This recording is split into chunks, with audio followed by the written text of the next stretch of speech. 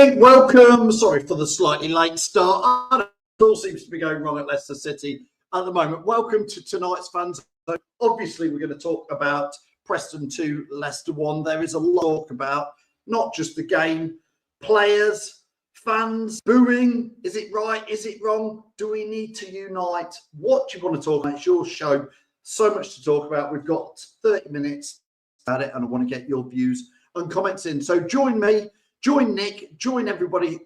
Come and give us your views tonight. We'll get right into it. The Leicester City machine is on the march again. Leicester Fan TV presents a variety of content like fan discussions, match analysis, and engaging with Leicester fans worldwide. We want your views live, thanks to our sponsors, Everard's, Pucker Pies, Hologram, Take Me, Newbie & Co, and the Fox's Arms. Want to watch more content like this? Hit the like button. Give us your views. Hit subscribe to Leicester Fan TV and make sure to follow Leicester Fan TV on all socials.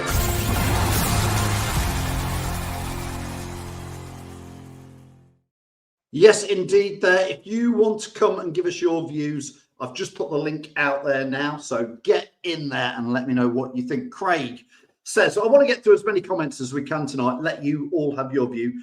Good evening, says Craig. Good evening to you. Hope you're well. Callum says, all worrying times on and off the pitch. Callum, what do you want to talk about the most tonight? Let me know your views on that. Nick, good evening. Andy says, good evening to everybody. Michael, hope you're well. Tony says, massive disconnect between the fans and the players seems to be getting worse. I would have to agree with you, Tony. It's not getting any better, is it? Woot Faze last week was doing his cupping his ears after being booed. Comes on against Preston, gets booed coming on. He scored the winner last week. What's going on? Good evening, Andy. Hope you're well. Craig says our club is a mess on and off the pitch in there. George says nice shirt. Thank you. Bit of look, it's got a sponsor's name on it. There you go. You remember what one of those looks like. Keith, hope you're well. Nice to see you tonight. Richie, good evening. Phil says Richie. Leicester City were not good enough at Preston. Get King Pat. Richie, this isn't like you, mate. Richie's normally super positive. Richie. It must be that frightens me to see a comment from you like that. Ian says, forget the booing. What about our toxic players who've seen off managers like Cooper, Ranieri, allegedly? Do you know what, Ian? I mentioned Ranieri earlier. This has been going on. Can you believe we had a manager who made us and helped us win the Premier League? And can you believe 6 or 7 months after that event, the players down tools and he was sacked? I still can't get over the fact that we sacked Claudio Ranieri. George says, remember under the crap striker wearing the same? Akinbaye, talking about number 9, talking about Ayew. Too many players look like they just don't want to be here. Nick, name them. Let us know who you think that is. Andy says, I'm afraid it's going to be many years and many millions before we are Premier League again. Listen, there's not even a points deduction in sight as yet, but if that comes, well, I don't want to get too pessimistic, but Terence says, we've gone from a well-run club to a very poor club, and it started with the board, not the players. Who do you want to blame, Terry, with all this? I think, you know, there's so many aspects to the whole thing, isn't there, from top to bottom? Do we have to look at ourselves as fans as well? It says players' attitudes stink. They just do not want to be here. Bilal winks. They can do one. I certainly agree with winks on there, but Bilal, poor first half, very poor. Andy says, how long has Vestergaard got left on his contract? Well, I think he signed last summer. I think he signed a new 3-year contract, so he's got another 2 years left. Terry says, Paul Gallagher is quoted as saying they are lazy. How true? Yeah. Listen, if you haven't tuned in and listened to the When You're Smiling podcast, based that this was the post-Preston match one with Steve Howard on it, I suggest you go and listen to Steve Howard comment about what he thinks about the players on Saturday. He was there, he was watching it, he didn't hold back. And Paul Gallagher's said very, very much the same there. He said, watching them in the warm-up, they just look lazy. They look like they turned up and they just couldn't be bothered to do it. Wayne, good evening. I hope you're well. Daka needs to go. I've got to be honest, Wayne, I almost think Daka's not the worst problem at the club at the moment. He's useless and taking money and smiling when he does, but he's not the biggest problem, is he, in there? Claudio wanted to change our style and players didn't like it. Been far too much player power for far too long in there. Keith says we're slowly heading for football obscurity like Stoke and Derby. Keith, no, Stoke are top of the Championship. You never know. Maybe they'll go up this month, this week, this year. What am I on about? Chris says, why do you think the owners won't come out and tell the fans exactly what the situation is? It might bring us closer together again and start getting the fans back on board. I'm sure we want to talk about Abdel Fattah's message on socials. Very, very mixed response between two different sets of fans. And to be honest, the mixed response shows you everything you probably want to know about how dispersed the fan base is. I'm going to get Nick on very, very shortly. Thanks for waiting patiently, Nick. He's clicked on the link, and I'm going to share that link again if anybody else wants to come on there. Andy says, just turned up to get paid. No interest in the team in there. Winks just walking up at the end. But the fans were booing them at the end, rightly or wrongly. What do you think? Was he right or wrong to walk off? I think he's wrong. I think if you've lost and you've been average, you need to go over to those fans who've come over, but he didn't want to do that. Attitude from this team stinks, says Wayne in there. Most players, says A1 Hardy on YouTube, are just not bothered. Who does look bothered? A1 Hardy, who does look bothered? Let's get a few of those in there. James says we'll be closer to League One than the Premier League come the end of the season in there. Let's get Nick in. He's been waiting patiently. Nick, good evening to you. Hey up, mate. You all right? Not really, Nick, if I'm honest. It's not. I mean, we've titled this week's show there as a bad start. Let's just put it up there. A bad first week. It has been a bad first week, Nick. I'm not going to put words in your mouth. What do you want to talk about? Well, some of the subjects you've actually brought up in your intro this evening, Rob. You know, the Biggest thing booing. eating you tonight. The biggest one. The biggest one that's eating me is the fact that we've got 2 weeks left of the transfer window, and we've brought in one player that was a free transfer that effectively is probably going to be a second choice keeper at best. We have shifted some deadwood and made quite a lot of savings on the wages, but Nick, before you get too far, that keeper you've just talked about, Begovic, I'm not being funny. If Jakub Stolicic does much more of what he did for their first goal, Begovic might be in there for Saturday's game at Charlton, if you ask me. Because that was pub Sunday league keeping, Nick. It was, but Phil, we haven't got.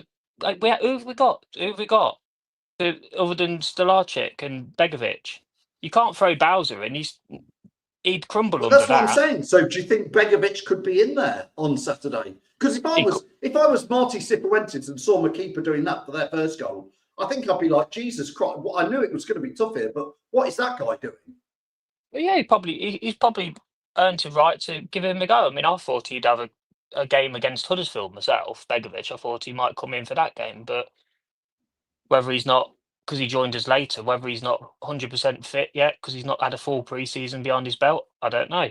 But we've got 2 weeks left though, mate, and the facts are we've made some savings in the wages. We need a new striker. We need a couple of centre midfielders. We need a new left back. Everybody in the crowd, whether it's home or away, can see what we need, but the board and the bigwigs are not releasing the funds. We don't have to go out and spend ridiculous amounts of money and get people from the Premier League to drop down. Go for broke. Forest did it. Chelsea have done it. You know, Everton have done it. Go down to League One, find some really good younger players that are hungry and want to prove themselves. Get them in. We missed that Kone because we dilly-dallied. Well, he went for under 3 million, didn't he, to QPR? Yeah. So, you telling me he's not an improvement on Daka?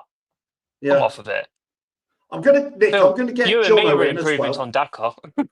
Yeah, I'm going to get Jono in as well because Jono, I don't think you've got long, have you, tonight? So let's get Jono your views. I don't know where to start, Jono, tonight. I don't know whether to start with Abdul's message to the fans on Instagram. I don't know whether to start about the poor performance on Saturday. I don't know whether the fact that Leicester fans there are booing after 6-7 minutes, chanting Rudkin is a CU, whatever, and generally, from what I hear, just booing most of the game on and off. Does it start on the pitch with the players looking like they're bothered? Does it start with the fans being better fans. Transfer windows. Jono, where the hell do you start? It's been a bad first week. It's not been a good start. I think, to answer your question, I think it's got to come from all directions. I think the players have, first of all, got to show some willing and some bottle, and basically some sort of, they've got to show that they feel like that they care, and they've got some passion to get some work in the legs and start getting some performances together. Now, at the moment, I feel like it's early days in the season, so the Wednesday game, the first half was terrible, but I kind of put that down to maybe blowing off a few cobwebs, and the second half was much better, and we came away with the result.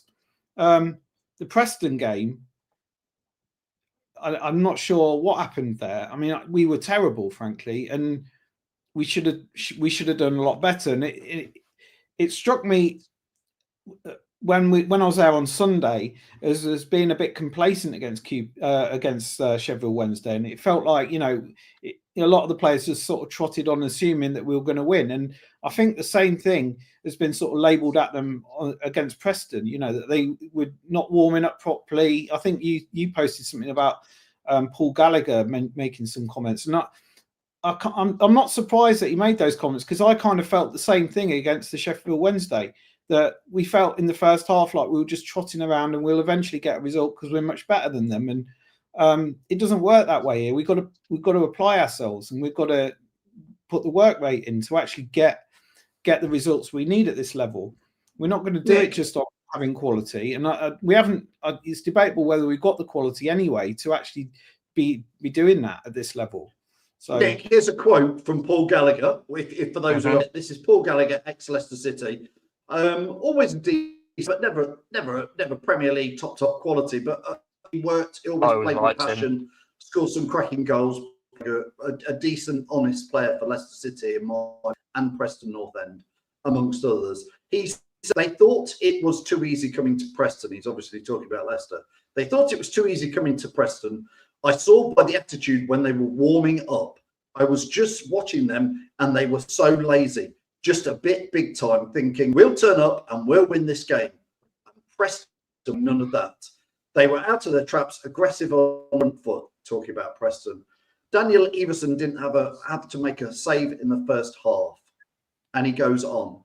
Nick, Steve Howard said something very similar. These are ex-Leicester players who the one thing you can't say about people like Paul Gallagher and Steve Howard was they always played with commitment, passion, and effort. I think some of these aged players are starting to look at current modern day players, Nick, and go, these guys are just going through the motions and being paid a fortune for it. Yeah. You know my feelings towards the modern game anyway, Phil. I can't stand it. But one thing that Gally and Howard both have in common is, and Kingy in the coaching staff has got in common, is they all under Nigel Pearson. They were all fit. They weren't all technically gifted. But one thing for sure is when they wore the Fox, they put everything out on the pitch and they tried their hardest. We didn't win every game, but you can always say as a Leicester fan watching that team, they gave it a go and they tried. I think as fans, that's all we're asking for. That's all I ask for. We're not asking for us to be signing superstar players. We want players that are committed and have got passion for the shirt and will put the work in, and you put it all out on the pitch. And all the fans, I think, at that point, to your point earlier, Phil, will applaud the team off if they see an absolute, that they put an absolute shift in. And if they get the result or they don't, I would applaud them if they put the shift in, regardless. And I think that's where the fans stand. There might be one or two that still think that we should be, I don't know, gunning for Europe and all that. But I don't think there's that many there that are doing that these days. I think that we just want to see a team that are committed and are willing to earn their money in the right way and be professional and put a shift in. And I think if we see that, then I think that we'd see the fans turn pretty quickly back to supporting them again. And I think the problem is that we've seen this for far too long. Yeah. And there's been no movement at the top to try and get things moving and players out, deadwood out. And we're still going through the same old motions. And I think that I think we said it last year, we're completely stale as a club, and we've not moved on from that. We're stale as anything. We've got rid of 2 or 3 players this season, but it's nowhere near good enough. And we just need an absolute clear out, and we need some new heads in. And we're not asking for millions to be spent. I can't understand where the money's gone, because we've spent, we've sold £30 million worth of talent. I say talent. We've let £30 million worth go. We've got loads of money off the wages. We've got parachute payments. Where have that money gone? Okay, so some people are saying that some of the parachute money's gone from loans that we've taken out from years gone by and blah, blah, blah. Even so, we've sold 30 million quid's worth of players this season. Can't we invest at least half of that into getting 3 or 4 players in to bolster our season? At the moment, we're so stale. I think that's another problem. And that's the frustration with the fans again, is that we don't seeing the right movement at the top of the club. Nick, I like what Marty Cifuentes says when he comes out. He came out after that match, came out after the match and said that wasn't good enough. He's quite clear and he's quite honest about it. He pulled Bilal off at half time and he said about that he wasn't performing. So I took him off. Yeah. At half time against Sheffield Wednesday, he could see Skip wasn't having a great game and he put Winks on. I like what Marty's doing. But Nick, I'm being honest with you here.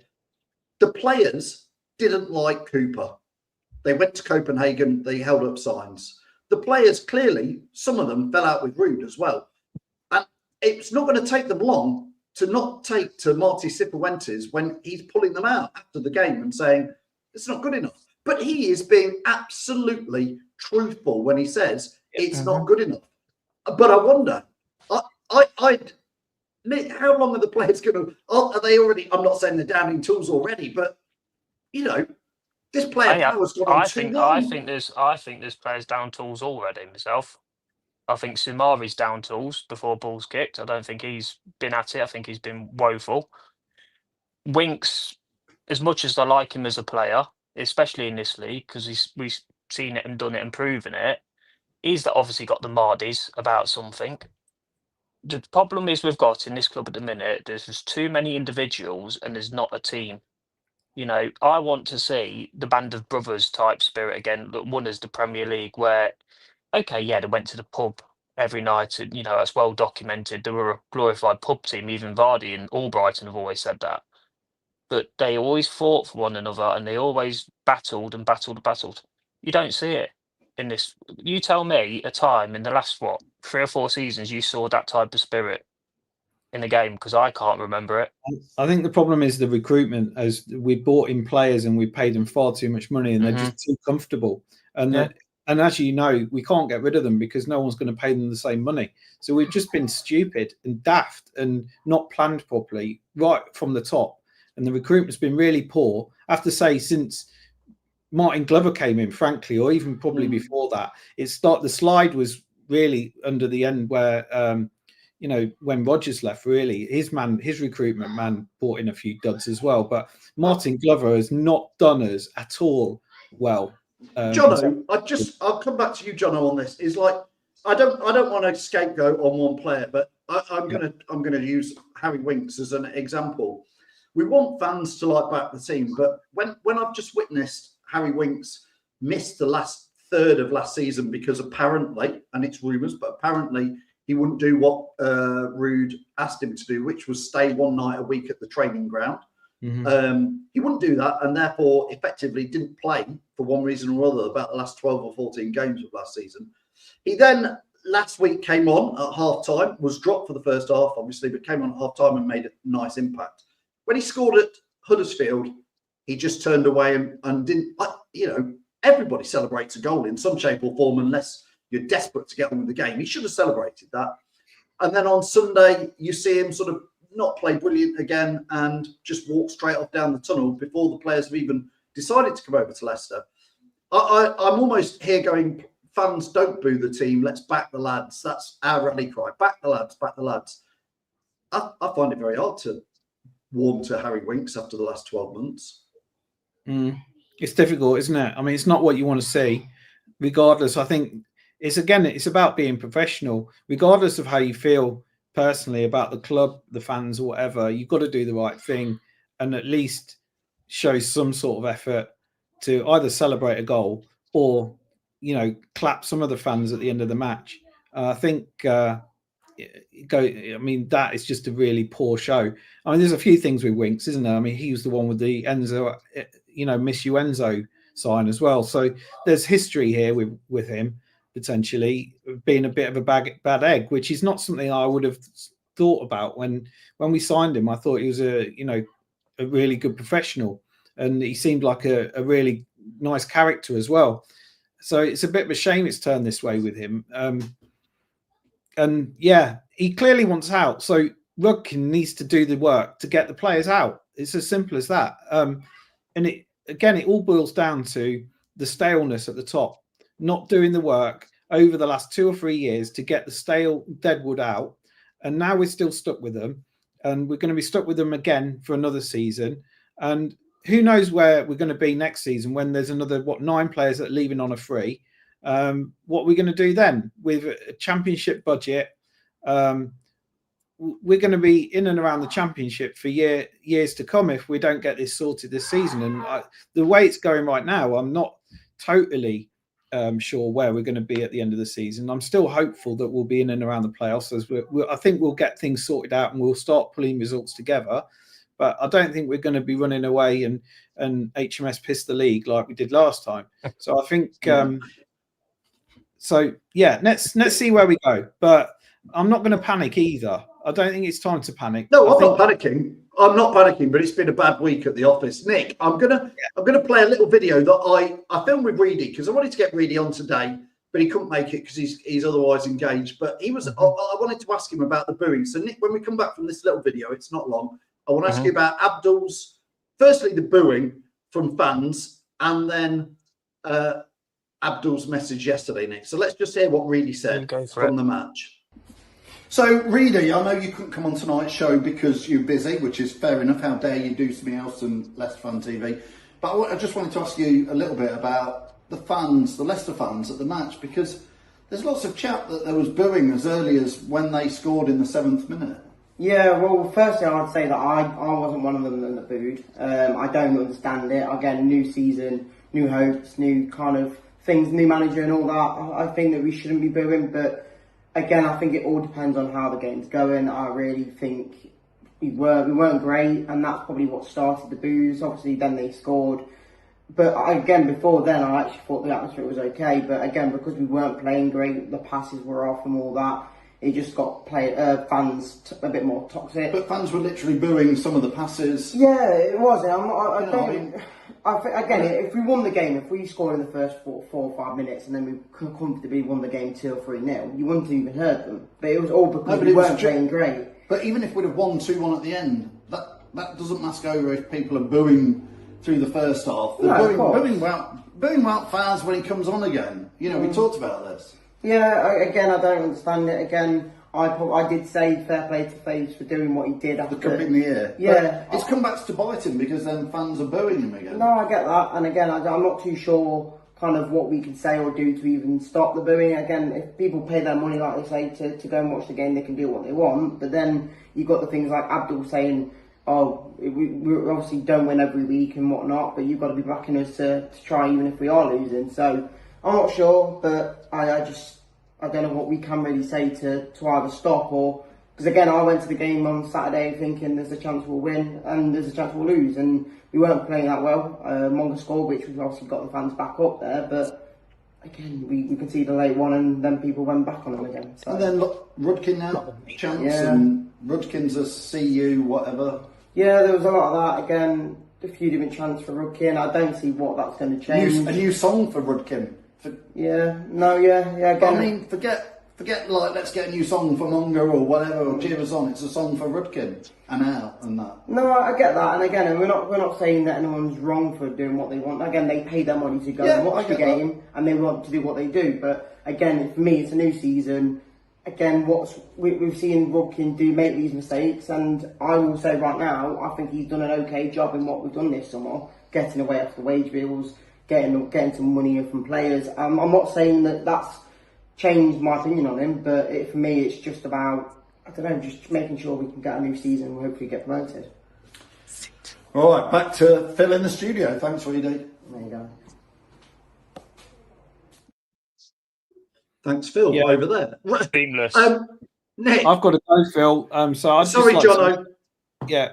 I mean, I've got to go, but I just want to make a point about the booing. I don't agree with booing, even if we've gone one down. I think we've got to back the lads. We've got to try to instill some positivity as much as we, may not feel too positive. I think it's our job to try and back them and get them playing. But it's got to work both ways. We've got to see something on the pitch as well. So I don't agree with the booing. I think that shouldn't be happening right now. With the new manager, we should be trying to be more optimistic. Yeah, we've had a bad result, but come on, let's back the lads and at least get to 10 games or so before we start making a judgment on where we're at. I think it's far too early to start booing anyone. I think I wasn't comfortable about the booing at half-time against Sheffield Wednesday either. I just thought that was way over the top. And I thought, it's only halfway through the game. So I don't think that should be happening. I do, respect people that they can do what they want. But I think there is an element of entitlement about our fan base. I know that we were talking about that last season, about being entitled. But that's the only word that I can really think about when I start hearing that sort of thing after, we're just down for 5 minutes and they start booing again. I just don't. If you're not going to support them, I don't think people should go. Frankly, is my take on it. Why are you going? Just to be negative again? I think. Thanks, Jono. I know you've got to go. I'll let you go. So I appreciate all your views. Probably get pelters for that, but that's how Nick, I feel. I'm kind of like you. Listen. There's 30,000 people go to the King Power, 22,000, yourself included now, Jono, myself, our season ticket holders, and Nick, I know you go. We go, that's your home game. But to go to an away game takes such an effort, such a cost, so much time. I think we set off at 8 a.m. to go and get his bus and got home at 9 p.m. and it cost him best part of £100. So to go to an away game and then after 7 minutes start booing and being negative, I'm kind of like, God, if you're going to, you almost might as well stay at home and save the £100 and go to the cinema or treat your missus or take the kids to the park. I don't get why you 7 minutes. It's madness after 7 minutes. Back the lads and try to get them through the game. If it ends up being a 4-0 Tonkin at the end and they've been absolutely dreadful, then I think people are entitled to boo then because they've spent their money, they've spent their time to go and support them. But after 7 minutes, that's bonkers. Back them and try to get the result. But that's my take on it. Maybe I'll get pelters for it. Maybe I'm a bit old school. Maybe I just don't understand. But that's just how I feel. I think it's unnecessary to be booing. I think you've got to be backing them until you know any better about the result. Yeah. Thanks, Nick. Thanks. Sorry, Jono. I'll let you go. Yeah. Thanks, guys. Thank you. Take care, Jono. Bye-bye. Nick, sorry, that was a long-winded way to ask you what about your views on booing and then more so maybe Bilas' response. Sorry, Abdul's response yesterday. Because that's not helped situation, if you ask me. No, it's not. But also, I take Jono's point 100%. I do, but I look at it from the point of view of Reedy and the many others that travelled up there, and like you said, he didn't get out home till 8:30, 9 o'clock on Saturday evening, witnessed a team that even Gally said that wasn't prepared to graft in the warm-up. It's not cheap to go on an away day. As you said, you can spend over £100. Football's not cheap, and to be served up with that, with 11 players plus subs on the pitch, strolling around looking like they don't give a monkeys, when all the fans want to see is a team with a bit of bite, a bit of effort, that band of brother spirit. I think it's got to come to the point where they need to know you've got to try harder than this. You can't just go into the Championship and think you're going to coast it. It's the hardest league to get out of. There's so many big clubs still in this Championship, and there's even ones that went and got relegated. Look at Sunderland a few years ago. How many years it took them to get back to the Premier League? So it's one of them, mate. But as I say, I don't think Faf helped himself against Wednesday by cupping the ears. No, I that was think they're he's made a rod for his professional. own back. He's made a rod Yeah. for his own back on that. For me, Well, that's what I'd say. The Faz cupping his ears, Wink's not celebrating. Mhm. Even Abdul's message to the fans: they are professional players, Yeah. and I expect them to act in a professional way. They're paid to be paid very not being well. funny. I'm not being funny, Phil. We pay their wages by buying the merchandise, by buying the, paying for the tickets to go and watch them. And if you're not getting what you're paying for, and they're not performing, any other walk of life of a job, they get sacked. I'm not being funny. It's a results business, and it is a business nowadays.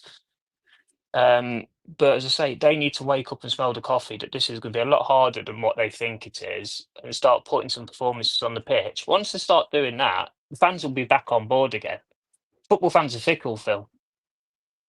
But we want to see something on the pitch first. What Richard says here is I kind of agree with him. All my life for football for me is me and my mates, more of a social thing rather than the shit on pitch, which is kind of why I want to be entertained. I think Jake put a comment in a long time ago, which I did put on screen. I'm not sure I'll find it sometimes, but it's kind of like we want to go down the football and enjoy it. Even if you lose, I want to try and enjoy it and have a day out. But I love a I'll be football honest, day. at the Sheffield Wednesday game, standing for the first time, standing in the same standing, I was like, I literally looked around, going, "There's a lot of people not enjoying it. Whatever they're doing, they're not enjoying it." And I get it; we're all upset, but I was like, "This is game one, and we're not enjoying it." The King Power's been silent for a very long time, though, Phil. It has, and like you said, and I thought it was either you or Jono said about the entitlement of the fan base. Last 10 years, yeah, you could probably say we have been spoiled. We've played in Europe, we've played quarterfinals of Champions League, we've won the Prem, we've won the FA Cup, Community Shield.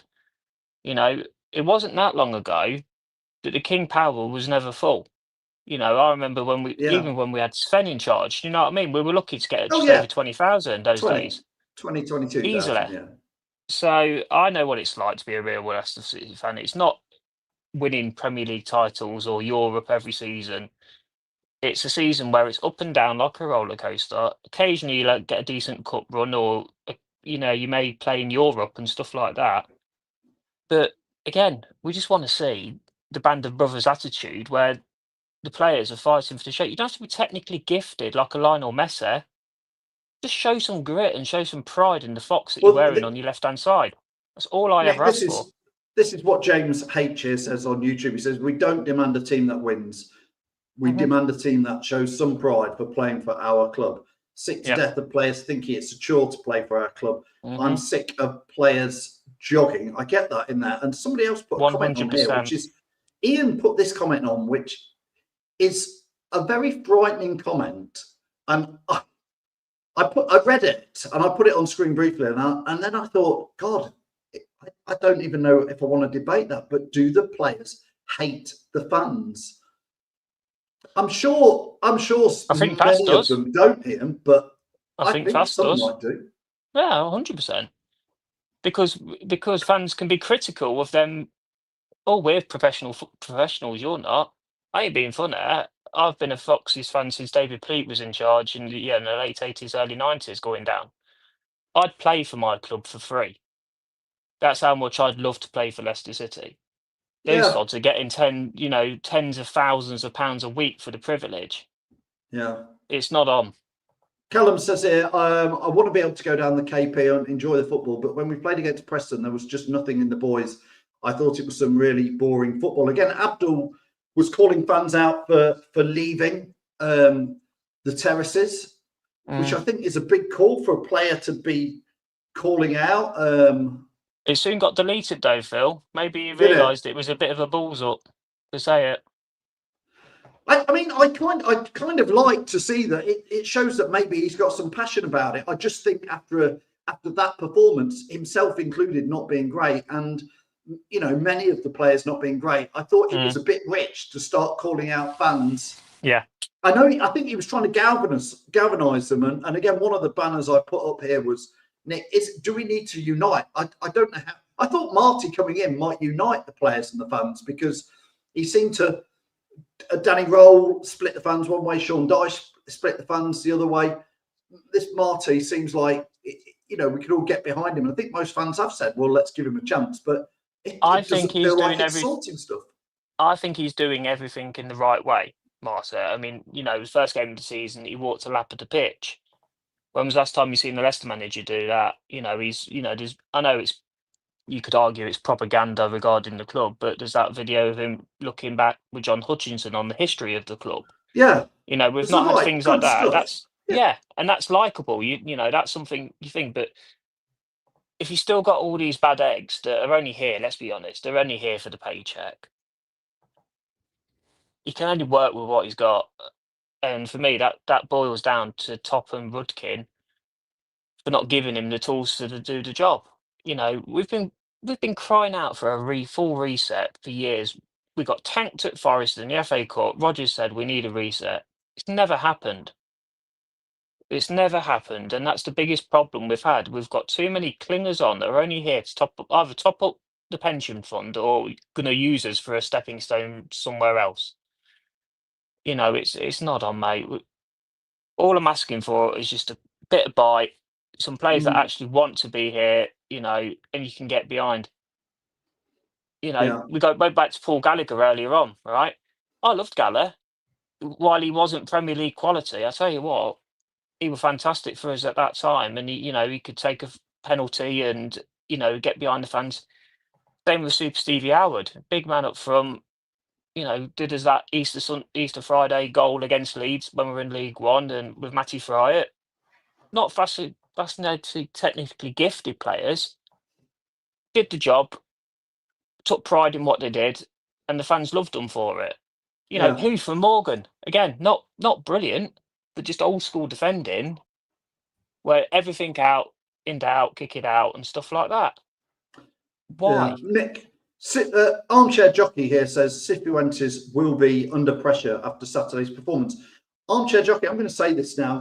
These videos, I always say this. You can come back and check this video in 6 months. I'm going to say it now, and I don't foresee myself this season saying, however bad it gets, even if we're in the bottom three, that it's Cifuentes' fault, because I think I've already seen from last season enough of this current squad of players, and what I'm seeing now is that you can keep changing managers all you like, but I can't think of anybody.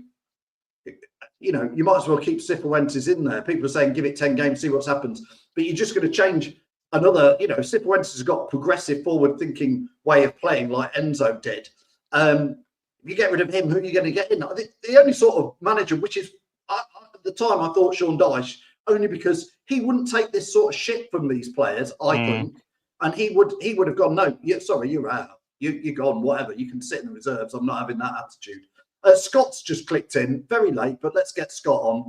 Scott, thanks for clicking in on the show. Yeah, I do apologise for being late. Unfortunately, right, I'm separated. I've just gone to see my kids and that, so yeah, no worries. Yeah, nice so to get you on. Well, yeah, to talk about. We've nearly finished, but what's your big topic tonight you want to cover? So unfortunately, I missed the game on Saturday due to I play rugby now with my unit for the army, and I looked at the stats afterwards and stuff, and I was pretty shocked how many were getting on target at the minute. But I know we wasn't gonna progress. It looked like in the cup and that I didn't think we were going to progress out of there, because it seems like we want to be out. But to then go lose an easy, what was supposed to be a straightforward game, is against Preston North End, whether they're going to finish probably 6th, 7th top. Well, they finished 20th last season. They were in a relegation battle, Preston. So yeah, they were. So I've seen a lot of negative comments towards Cifuentes and that, but what are we, 2 league games in for him? We need to start giving the fans need to stop being so negative towards the manager. We need to aim sort of this negative towards the hierarchy, because they are shocking. That's our problem. Our hierarchy do not support our club, our team, and it's probably the worst I've seen it since probably 2001, arguably. Adi Akinbaye days, really. Early going all the way up to about 2007-8 when we was in the League One, and that was pretty. Well, Scott, before you came on, we were talking about players like Steve Howard, Paul Gallagher, the team that was around 2010, 2011. That team in my books would beat this team now. Yeah, easily. Those players had a lot of heart for our club. No, like we've probably lost our last player, you know, age-wise, because it does affect that. You know, that had heart for this club. You know, that being obviously Vardy, that, you know, didn't go to Arsenal when he had the chance. He decided to stay with us. We haven't got a passionate player in that club, other than probably Fatawu. You know, he seems to play out of his skin, but he can't be a one-man band. Do you know what I mean? If the other players like you, Skip, awful player, Samare, not great really, are they? We need players that want to play for this club, and not just for the club, but for our community. And they're not, are they? They're not. Shocking. Yeah. Like that goal that I know it's a keeper error. It's a terrible keeper error, but where's the defence to knock that away? Why aren't they on the line? Why aren't they there? Like what we were taught, it's all basic football. Just punt it. Scott, their second goal, I would say, where is the blood and guts and like, I'm not going to let this guy shoot and score? I just saw players, I'm not saying they were jogging because they were running, so I'm not going to say they were jogging, but I didn't see them bust an absolute bollock to go and stop that second goal going in. We're trying to play champagne football in the Championship. We're trying to play. To be fair, Scott, we tried that under Enzo, and it worked to a degree. Saturday was a telling thing where Monga was the best player on the pitch for us. A 16-year-old who's just come through the academy, who's just turned 16, is the best player on the pitch. That is a telling subject. He's come through the youth academy. I think that tells you everything you need to know. Our youth is incredible. I think our youth is great. The players that we've brought over the last brought through the youth have been pretty haven't done too bad really. But I think you need to sign players that want to come to us. Like if you're going to do something, you know, we signed Asmir Begovic. He's the same age as me. Free transfer. Like he's not going to be and a free transfer is going to be no more than a bench warmer. You know, you've got rid of Hamilton. It's just lost 3-0, so that's a point. Yeah. Yeah. Listen, guys, we ain't got no passion in the club. Jordan Ayew, he's about as pacey as Gary Taylor. The thing is, though, Scott, we haven't got anybody else that can play as a striker because I don't trust Daka to lead the line. But where's that young Popov? No idea. Why can't we just rely on a bit of youth? Because I don't know. Why can't we spend some money? Because we've got about 400k plus saved on wages now. Why can't we use the loan market? Lads, listen, Scott, I want to say thanks for joining us. Cheers, Phil. Yeah, Scott and Nick, we've well overrun. We haven't even talked about Charlton, which I'm sure the lads on the Fox's Focus show on Thursday will. But listen, Scott and Nick, thanks so much for joining us. We really did scratch the surface tonight of everything that there is to talk about. No. Thanks so much for joining us. Nick, thanks again. Scott, hope to get you on again soon, mate. Be nice. Peace. Brilliant. Cheers to them both. Thank you so much. Listen, lot to talk about. Players, the board. I think for me, the manager's safe. And I think most fans are going, Marty, well, actually, we've not seen much of you, but I think he's saying the right things. He's saying what we think after a match, but the players won't be liking it, I don't think, following what they've done before. So it's going to be really, really interesting. And we haven't even talked about Charlton on Saturday. It's the lunchtime kickoff. I don't go there full of confidence at all. I don't know about you guys. We'll be doing lives all this week, so make sure you like, share, subscribe to Leicester Fan TV, of course. And again, I'm just going to put it on screen. I don't feel very summer holiday, but don't forget, there's still time just for the next week or so to enter our competition All you have to do is when you see this post on socials is pop your picture of you in your Leicester City shirt. You can be on holiday, you can be wherever you are, you can be in Leicester, you can be wherever you live. Just send us a photo of you in a shirt and you've got a chance to win a season's worth of pies thanks to our pals at Pucker Pies. That'll cheer you up. A season's worth of Balti pies or steak and kidney, whatever it is. Anyway, listen, thanks for watching. Thanks for all your views, all your comments. Tried to get on as many as I could. And it was great to get Nick and Scott on. Make sure if you want to join, just click on the link next week or send me a DM. We love to get fans on.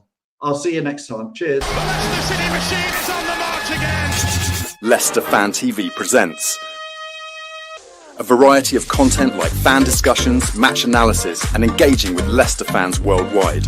We want your views live, thanks to our sponsors, Everard's, Pucker Pies, Hologram, Take Me, Newbie & Co, and the Fox's Arms. Want to watch more content like this? Hit the like button. Give us your views. Hit subscribe to Leicester Fan TV and make sure to follow Leicester Fan TV on all socials.